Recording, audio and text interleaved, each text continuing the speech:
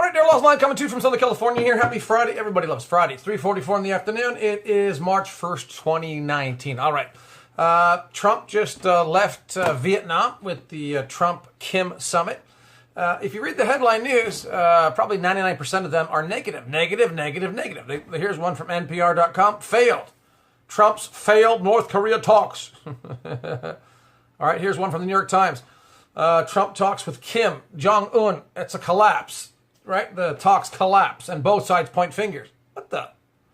The reason why I'm saying what the heck's going on is because I just read the complete transcript, right? Remarks here. Here's whitehouse.gov. Here's the remarks by President Trump after the summit, right? So here's the remarks by President Trump in press conference right after he left with the meetings with Kim Jong-un of North Korea.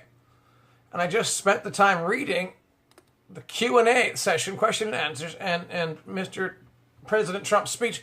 And it was brilliant. Yeah, so, I read the remarks by President Trump from the beginning to end. Just finished them right now. And I thought, wow, the summit was amazing. But the headlines, by reading the headlines, you'd think it was a failure. So I'm saying the summit, the Trump-Kim U.S. North Korean summit was brilliant. A lot of progress was made. And I'm going to read some of the transcript here by President Trump. That was, it's on the whitehouse.gov website. Yeah, this was from yesterday. And I think it was brilliant. And so what's up with the headline news? Well, what's always up with the headline news? They want Trump to fail. The deep state wants Trump to fail. But it wasn't a failure. It was brilliant. Right? Trump talks with Kim Jong-un, a collapse. Both sides point fingers. What are you talking about? Trump calls Kim Jong-un a friend. and I love the fact that Trump talked about North Korea being a friend, talked about China being great, Putin being great, South Korea being involved. I mean, it's just wonderful. It's you read the news, the mainstream media, and they act like Trump fails all the time and doesn't know what he's doing with foreign policy and doesn't have a report, doesn't have these connections with countries. I think President Trump has the best connections with foreign leaders than any past president in 150 years. Yeah, and you should go down. I'm going to put the link here from the remarks from President Trump from the website, from the whitehouse.gov website. And you should go through it, and it'll take you maybe about 10 minutes or so to read the remarks by President Trump. Then listen to, what the media says about it, because it's totally opposite. It was a productive, amazing U.S. North Korea summit. Yeah. But you wouldn't know from New York Times or NPR. And then here's CNBC. Otto Warmbier's parents blame Kim Jong-un for son's death, pushed back after Trump's comments.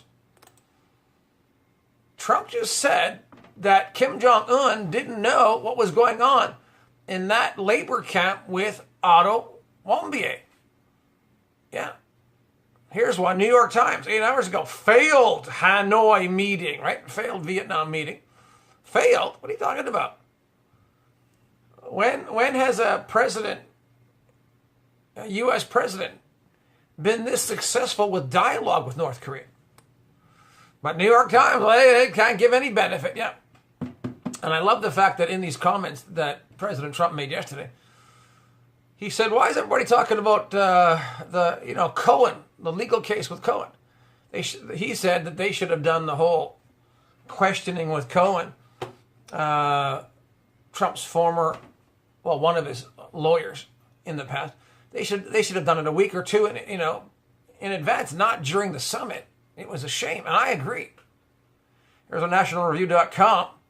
Now, these are the results I pulled up just from Google. I just typed in Trump, North Korea Summit 2019, Hanoi. So Google pops these off, but most of them are negative. Here's one, nationalreview.com. By failing in Hanoi, Trump almost succeeds. What? That is devil speak right there. Here's CNN, crappynewsnetwork.com. Inside Trump's Hanoi heartbreak. A long road to nowhere. Again, the deep state does not want Trump to have any good press coverage. But people need to read the remarks by the president after the meeting, and don't listen to CNN or National Review or New York Times, because they're paid to skew his remarks. And I say bull. I say baloney. Well, the New World Order, the deep state, which is run by the Vatican, they don't want any positive things to come out of the Hanoi meeting, the Vietnam summit, because it will help Trump get reelected. So, of course, you have to have the Vatican Jesuit spin here through the CIA media. Yeah. Inside Trump's heartbreak Hanoi meeting, a long road to nowhere. What a bunch of demons, right? Yeah. It's only a devil, a demon, an evil spirit that can take a great thing and turn it around and put it in a bad light. Yeah. Now, USA Today finally has a good topic, headline. President's diplomatic approach to North Korea is artful. Artful, great. Can't you say great? Yeah. Here's another one. North Korea counters Trump's claim about no deal summit. Trump said they didn't come to a total agreement, so they weren't going to sign anything. What's wrong with that, Bob? Last time I checked, the Bible says, by faith and patience, you inherit the promises. You got to have patience. Sure. Trump said in his remarks he could have signed something. He doesn't want to sign something in haste. Yeah. The thing I liked about Trump's remarks yesterday, when he was still in Vietnam, after the summit, he said, I want North Korea to do well. I want the people of North Korea to do great. I think that North Korea could be an economic superpower. And I want them to do well. And I don't want the sanctions on them. Yeah, I thought that was very telling. Yeah. Trump has a heart not only for the USA, but for people around the world. And that shows that Trump's heart has been touched by Jesus, Christ the Messiah. You want? Yeah. Jesus says his commandments are love him and love your neighbor as yourself. Last time I checked, that was everybody. Here's one Washington Post, blah, blah, blah. Trump got played by Kim Jong-un again. What do you want? What do you want? You want World War III? And I liked also in the comments yesterday that President Trump made at the press conference. He talked about a bunch of subjects. They talked everything from the skirmishes there, or maybe even more between Pakistan and India. He remarked about that. He said, we're working on that. That should come to a quick resolve, and it at least seems like it is, yeah. He talked about Venezuela, yeah, even in that Hanoi press conference, yeah. He talked about Netanyahu, because Netanyahu's under hot water right now, yeah. I love his comments, because when you read his comments, and I'm going to read from here, from these comments, I mean in a moment, you can see his heart. He says, I hope the best for every country. And Trump gives other countries credit for helping with this summit and with dealing with North Korea. He's not claiming it. He's the Messiah, and I'm the Messiah. You know, Trump's not saying he's the Messiah, but he's very, very transparent. Vox.com, Trump Kim Jong-un summit. North Korea contradicts Trump on why deal fell apart. You bunch of demons, yeah. It's like the devil, the snake in the garden. God says something and the devil just twists it. That's what they do. I tell you, we should be thanking God that they had this summit yesterday and the last couple of days in Hanoi. We should thank God that there's dialogue going on. And we should walk in faith and not so pessimistic, demonic, devilish. I think it's great. I'm going to read some here. Remarks by President Trump in press conference, Hanoi, Vietnam, yesterday at 2:15 in the afternoon. Right? WhiteHouse.gov briefing, statements, remarks, President Trump, press conference, Hanoi, Vietnam, / Okay. The president, this is just basically a script, right? This is the word for word. Yeah. Speech and press conference, yeah, that the White House put on their website. Yeah, I think it's brilliant. I'm going to post it here. And also, I just got back from a 22-mile run. Yeah, my face is a little burnt. My feet are a little cramped up, but I thought, I got to do this. Yeah. The president says, well, thank you very much. I want to begin by thanking Prime Minister and President of Vietnam. We're in Hanoi. It's an incredible city. What happened over the last 25 years has been incredible for the people of Vietnam, which I think is very graceful, yeah. Considering the war between the U.S. and Vietnam, yeah. Which was really a Vatican war, which I won't get into right now. So it's incredible the job they've done. Economic development, talking about Vietnam, really something special. I want to thank all the people of Vietnam for having treated us so well. Gracious, yeah. And he talks about, quickly, he says, well, I think reasonably attractive news from Pakistan and India. I love how he deals with the subjects here.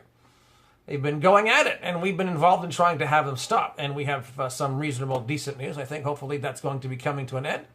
It's been going on for a long time, decades and decades, talking about the conflict between these two countries, yeah, Pakistan and India. There's a lot of dislike, unfortunately.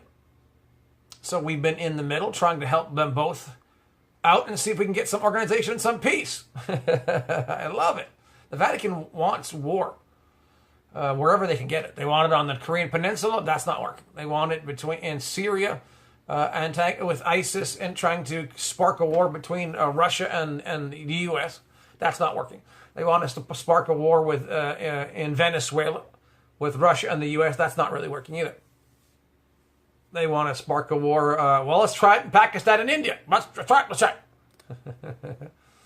And I think if you look at the timing of these things, when there's diffusion, when wars are being hindered and stopped, and peace negotiations are happening in different parts of the world, the deep state, which is run basically by the Vatican through fallen angels, they just go, we can't stand all this peace. We need to go do some kind of conflict. So they run over to Pakistan.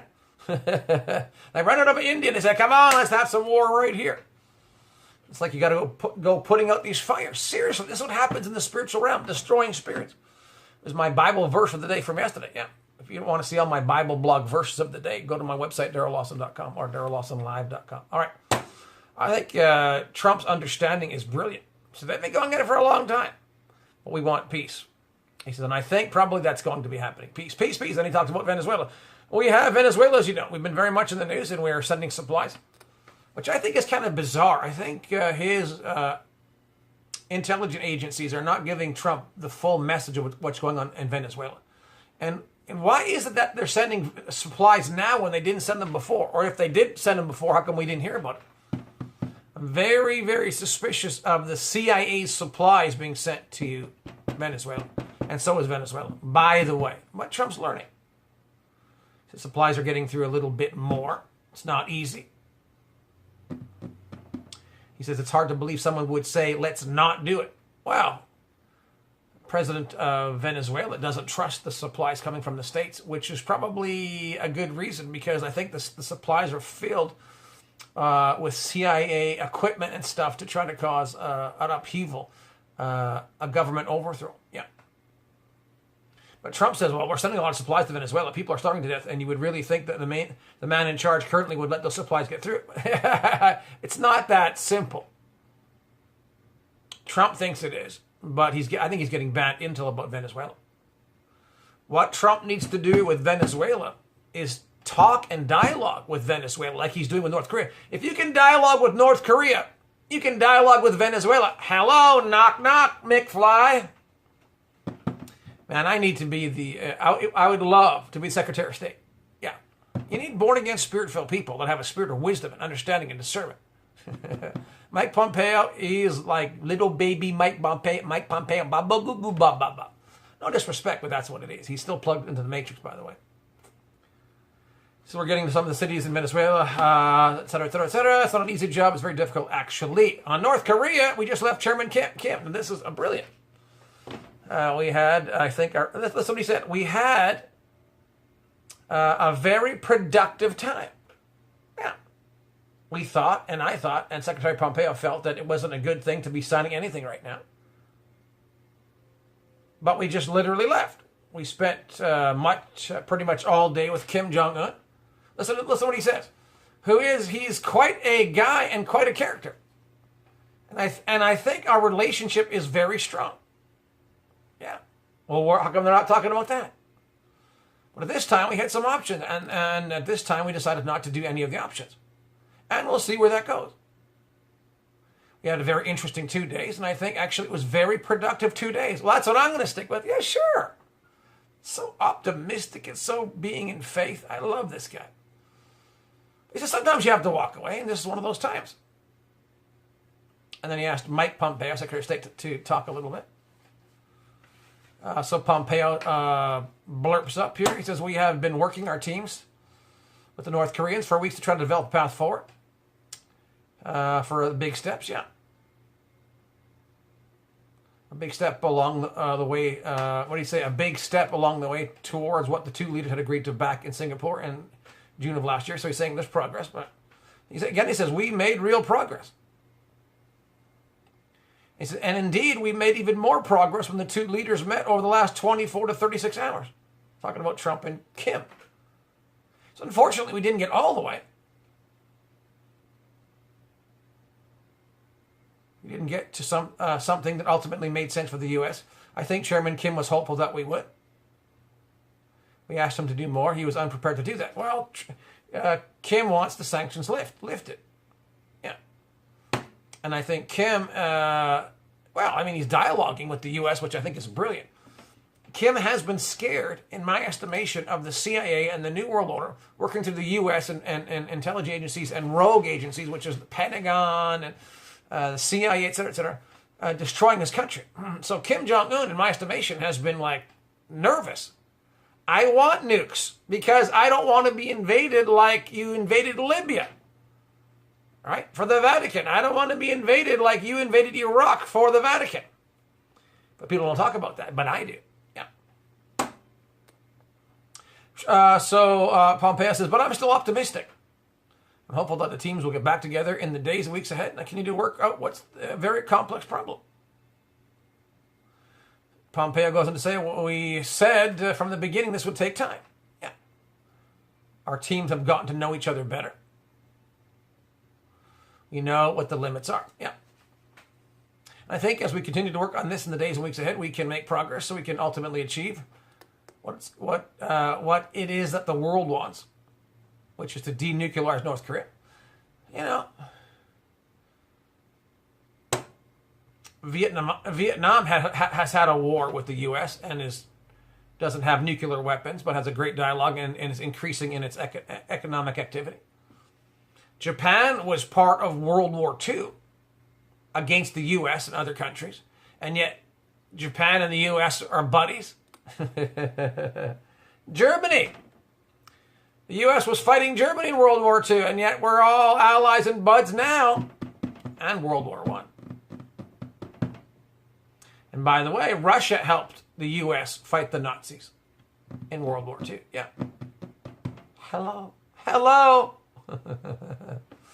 All right, I'm not going to just skip down here. The President and Chairman Kim both felt good. See, you don't hear about this. The President and Chairman Kim both felt good that they had made progress. I hope to do this in the weeks ahead. Thank you, Mr. President. Pompeo ends speaking. So now we start to take questions and answers from the press. Yeah. So President says, all right, Major, please. Question, has this process been more difficult than you thought? And was the North Korean demand for lifting of some of the sanctions the real sticking point here? President said, yeah. Question, in that you did not want to do that, and they did? And that you did not want to lift the sanctions, and they wanted sanctions lifted? And there will be, gets cut off. President says, it was about the sanctions. Question again, will there be, this is all the press is screaming out questions. Will there be a third summit, Mr. President? The President responds, basically, they wanted the sanctions lifted in their entirety. And we couldn't do that right now. They were willing to denuke a large portion of the areas that we wanted. But we couldn't give up all the sanctions for that. I think they should, to be honest with you. Yeah, what's the big deal? Denuclearize, lift all the sanctions. there are economic sanctions. These banks that are being controlled, they say by the U.S., but these banks are being really controlled by the Vatican. The Vatican puts the screws on any country that doesn't obey them. Yeah. So Trump's not just dealing with North Korea. Trump is dealing with, behind the scenes, the Vatican manipulation. Yeah. Through their banking system, which they run the world. The banking system of the Vatican. The Vatican's banking system runs the world.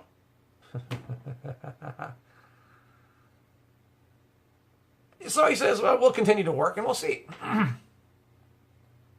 Question again, will all the sanctions that you currently exist remain, sir? The president says, well, answer, they're in place. I was watching, as a lot of you folks over the week have said, oh, we've given up. We haven't given up anything. And frankly, I think we'll end up being very good friends, talking about North Korea and Kim Jong-un, with Chairman Kim and with North Korea. Wow. I mean, is that not positive? And he says about North Korea, and I think they have tremendous potential. That's makes a good feeling, yeah. So Trump says, I'm telling everybody, they have tremendous potential. Unbelievable potential. But it was about the sanctions, They wanted the sanctions lifted, but they weren't willing to do the area we wanted, right? They were willing to give us areas, but not the ones we wanted, yeah. Didn't get into exactly what areas where they were, yeah. Question, as we know, there's an incredible complex set of issues that play. The question is, in terms of lifting the sanctions and what denuclearization is, really? The president said, yeah, right. Question, did you get any distance towards sort of what Kim's vision of denuclearization is? The president said, yes, we did. Question, because there is a line of thinking that he wants to keep some nukes. The president says, yes. Yeah, well, think about India and Pakistan skirmishing. Skirmishing? Skirmishing. They both are nuclear powers. President says, yeah. Question comes to the president. Would you allow him to do that? And if you can't, he got cut off. President says, well, I don't, John. I don't want to comment. Question, if you can't, and he gets cut off. President says, excuse me, I don't want to comment on that exactly. But he has a certain vision, and it's not exactly our vision, which is true. Countries can have their own sovereign visions. And just because countries have nuclear power doesn't mean they're going to nuke you. Even if North Korea was allowed to keep their nuclear armaments, doesn't mean the world is less safe. It actually, I don't think it would be a bad idea. If... Turkey has been given nukes by the U.S. in times past. The U.S. has stored nukes in Turkey, right? Right, Islamic country. Yeah. So there's a lot of countries that have nukes. Countries are scared that they'll be invaded. And I think it boils down to the Vatican again. The Vatican doesn't like certain countries having nukes because it's harder for the CIA to invade a country. The CIA runs the U.S. military for the last 150 years. Well, the CIA hasn't been established for 150 years. But I'm saying that since the CIA has been established, before that, it was through different channels. The Vatican manipulates the U.S. military and the U.S. government and the U.S. Congress. And it's by different ways. Media, CIA, intelligence agencies, banking, presidents. Yeah. And I'm not going to get into all of this. What else? The president says, what's this question? So if he wants the sanctions completely off and you want more on denuclearization, how can you bridge the gap between now and the next time to sit down with him? President says, with time. It'll be bridged, I think, at a certain point, but there's a gap. He says we have to have sanctions, which is debatable, I think. And he wants to denuke, but he wants to just do areas that are less important than the areas we want. We know that. We know the country very well, and believe it or not, we know every inch of the country.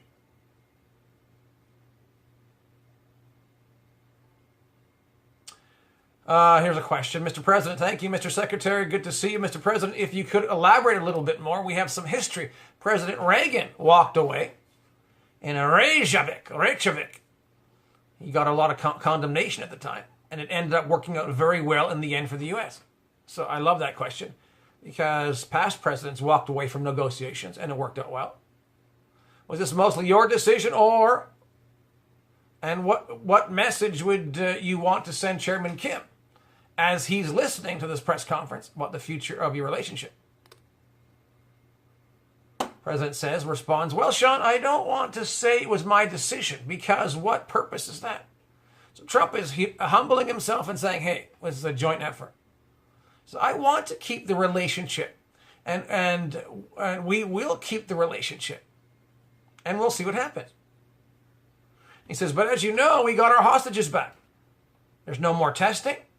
One of the things, importantly, that Chairman Kim promised me last night is, regardless, he's not going to do a testing of rockets and nuclear. Not going to do testing. So, I trust him, and I take him at his word. I hope that's true. But in the meantime, we'll be talking. Mike, being Secretary of State, will be speaking with his people. He's also developed a very good relationship with the people, really the people representing North Korea. Then he talks, I haven't spoken to Prime Minister Abe yet, Japan's Prime Minister. That was just from yesterday, he's going to call him, yeah. Haven't spoken to President Moon, South Korea yet, but we will. And we'll tell them it's a process and it's moving along. But we just felt it wasn't appropriate to sign the agreement today, right? I mean, it's no big deal.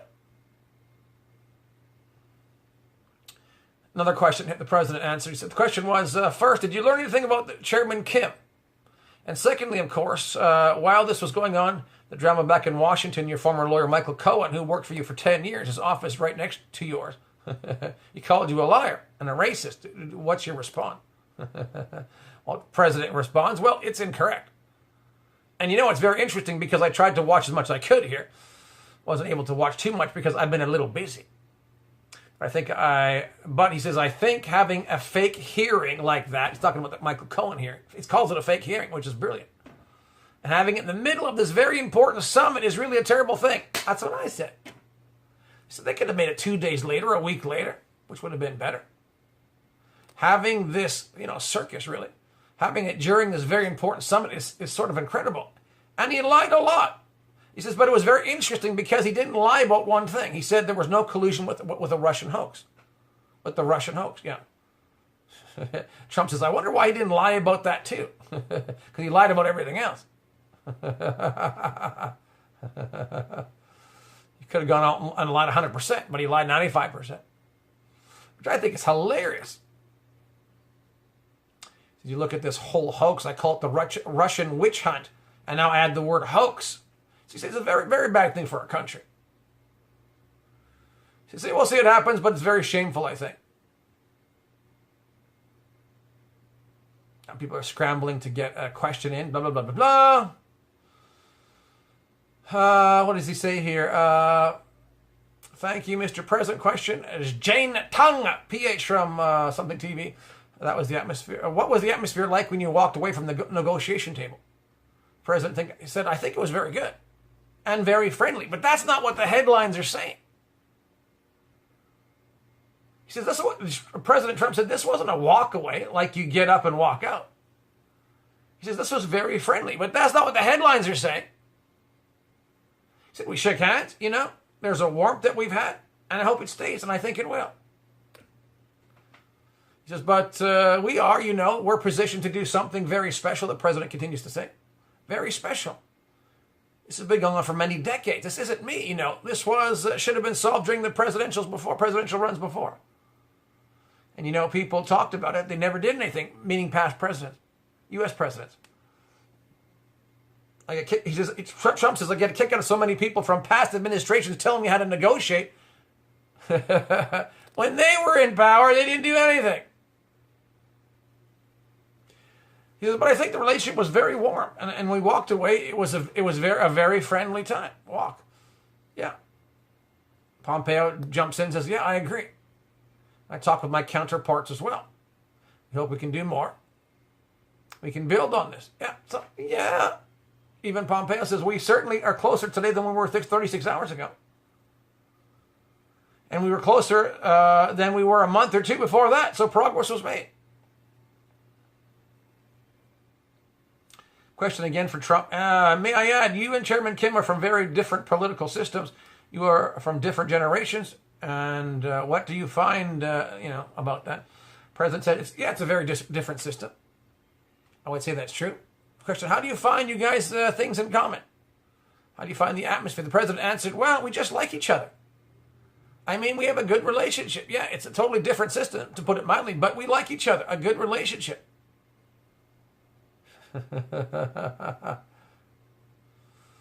Oh, it's really good. Here's a question from a reporter from South Korea.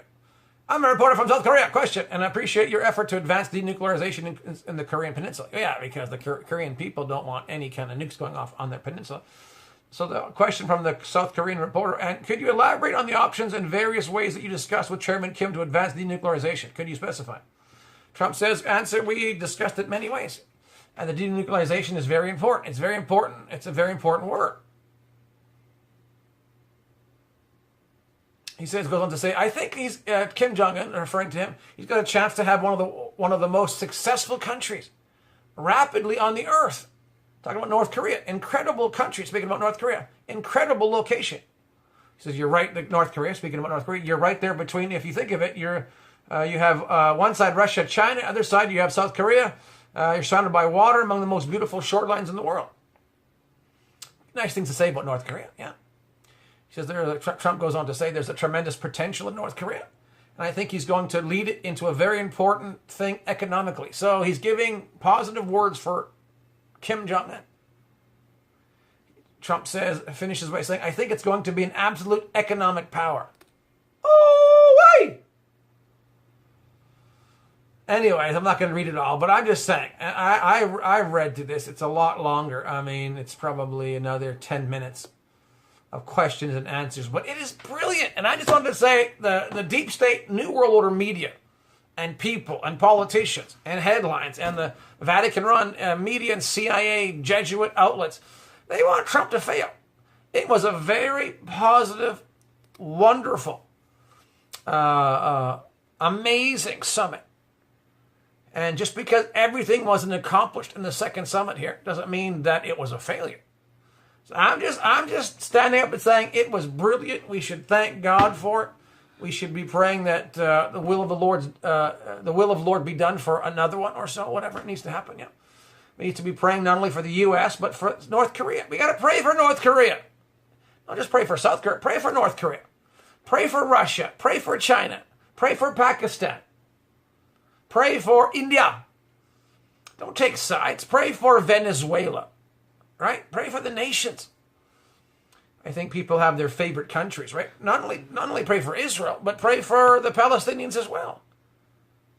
Not only pray for the Jews, but pray for the Palestinians, the non-Jews, yeah.